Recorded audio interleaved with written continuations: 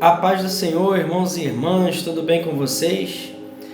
Bom, eu estou aqui hoje para trazer uma breve reflexão sobre igreja, templo, que há muita confusão na definição dessas palavras. Bom, primeiramente, eu gostaria de citar aqui algo que Deus disse a Moisés no alto do Monte Sinai, está lá em Êxodo capítulo 25, versículo 8. E Deus disse a Moisés aí naquela situação que ele fizesse um tabernáculo. Algumas traduções diz templo ou santuário, mas é a mesma coisa. E Deus disse para Moisés: faça um santuário para que eu possa habitar no meio do meu povo. Então ali Deus deu a instrução do templo. E o que é o templo? É onde Deus habita. Então ele construiu ali um templo onde ficava a Arca da Aliança. E a Arca da Aliança simboliza o trono de Deus. E no trono de Deus é onde está a presença de Deus. Aqui na Arca da Aliança, por cima da tampa onde tinha 2 querubins, tinha a Shekinah. E a Shekinah era o quê? A glória de Deus. A presença de Deus. E ela habitava dentro do templo, ali naquela situação. Esse templo, ao longo da história, ele teve algumas alterações físicas. Passou-se o tempo. E aquele templo, durante a retomada da Terra Prometida, ele era uma tenda que se montava e desmontava, porque o povo era nômade pelo deserto. Em um determinado momento, aquela tenda passou a estar num local chamado Siló e ali ficou. Passou-se o período dos juízes e chegou o período dos reis. Na época do rei Davi, o rei Davi disse: não posso eu habitar aqui num palácio luxuoso e Deus habitar numa tenda em Siló. Então ele sentiu no coração o desejo de construir um templo melhor. Deus disse a ele que ele não poderia fazer aquilo, por conta de que suas mãos tinham muito sangue. E Salomão, seu filho, edificou, Salomão, filho do rei Davi, edificou o templo. E foi chamado então, apelidado Templo de Salomão. Só que era a mesma tenda, o mesmo templo, o mesmo tabernáculo, o mesmo santuário, só que em uma edificação mais luxuosa. Passando-se o tempo, chegando o tempo do rei Nabucodonosor, rei da Babilônia, quando ele invadiu Jerusalém, ele destruiu esse templo, ele saqueou o templo. O povo judeu foi levado em cativeiro 70 anos na Babilônia.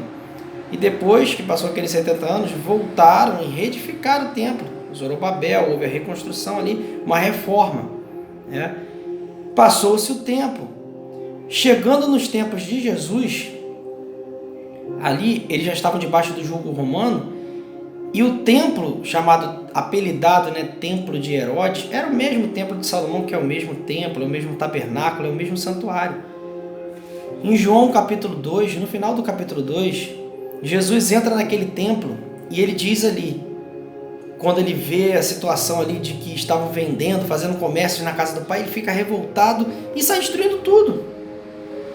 Jogando o dinheiro no chão, soltando os animais. Os fariseus saem e perguntam a ele: que sinal nos dá de que tem tal autoridade para fazer isso?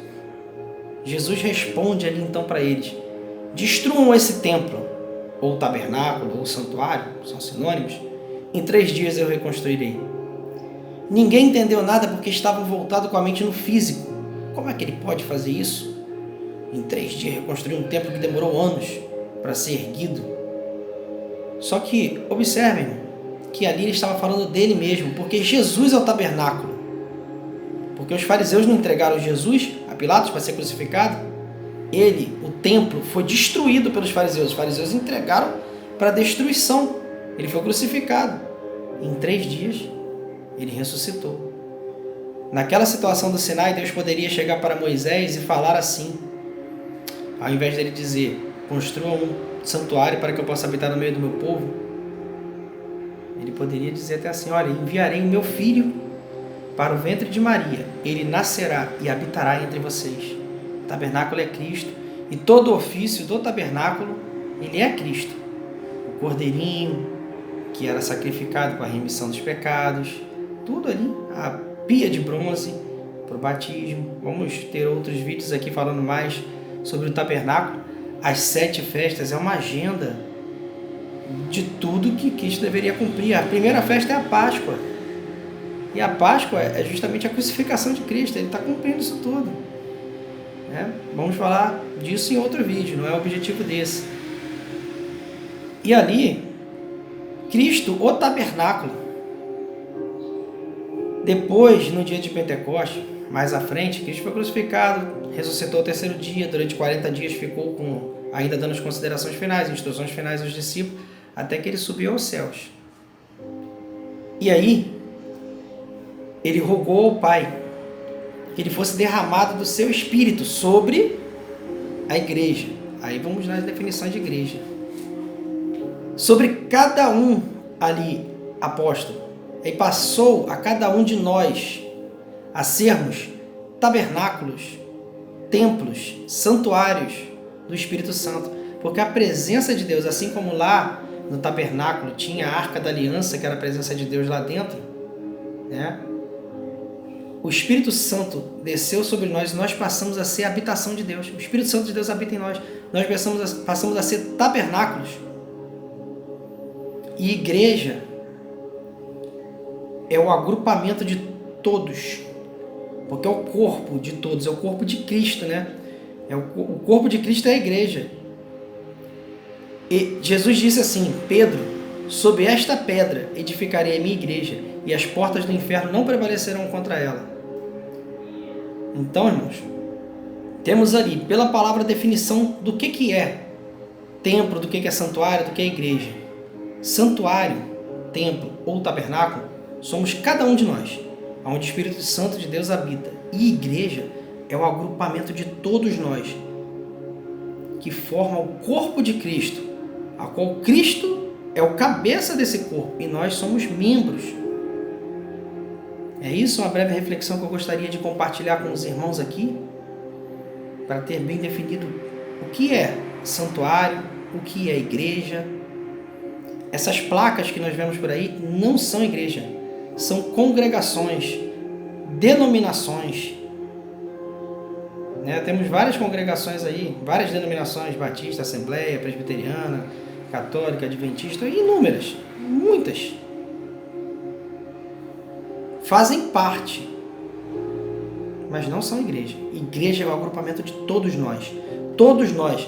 Todos os templos do Espírito Santo, que são as pessoas que aceitaram a Cristo e ali passaram a fazer parte do corpo de Cristo no mundo inteiro, é a igreja. Congregações, denominações é outra coisa. São subdivisões que foi criado pela mente humana. Cristo ainda disse mais assim: eu vim, semeei o trigo. Satanás veio e semeou o joio no meio do trigo. Dissensão, discórdia, desavença. Mas é necessário que isso aconteça, porque no tempo certo haverá separação. Diante disso tudo, irmãos, para fechar o vídeo, todos nós devemos congregar, em qualquer que seja a denominação, qualquer que seja a congregação, com um pensamento voltado para Cristo. Buscar primeiro o reino de Deus e a sua justiça, e as demais coisas serão acrescentadas.